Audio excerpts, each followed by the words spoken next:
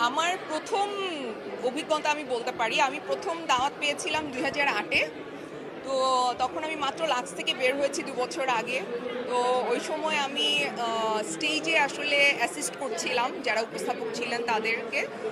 তো ওই সময়টা আসলে অনেক এক্সাইটিং ছিল। আর তারপরে তো অনেকবার অ্যাটেন্ড করা হয়েছে। গত বছরের আগের বছর আমার নমিনেশন ছিল, আমি অ্যাওয়ার্ড পেয়েছি।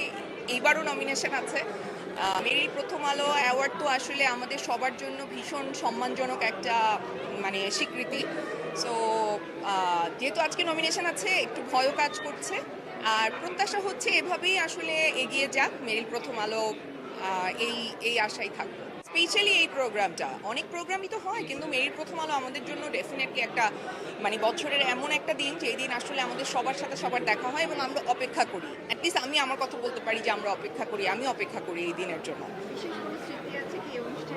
না না, ওই যে বললাম ফার্স্ট যেইবার আমাকে দাওয়াত দিয়েছে সেটাই আমার জন্য অনেক বড় ব্যাপার ছিল 2008-এ। এবং ওই সময় আমি জীবনের প্রথম মেয়র আনিসুল হক, যে ওনার সাথে আমার দেখা হয়েছে সামনাসামনি, আমি ওনার ভীষণ ভক্ত। সো এবং ওনার সাথে আমি একটা ছবি তুলেছিলাম, এটা আমার জন্য অনেক বড় ব্যাপার ছিল। এই তো।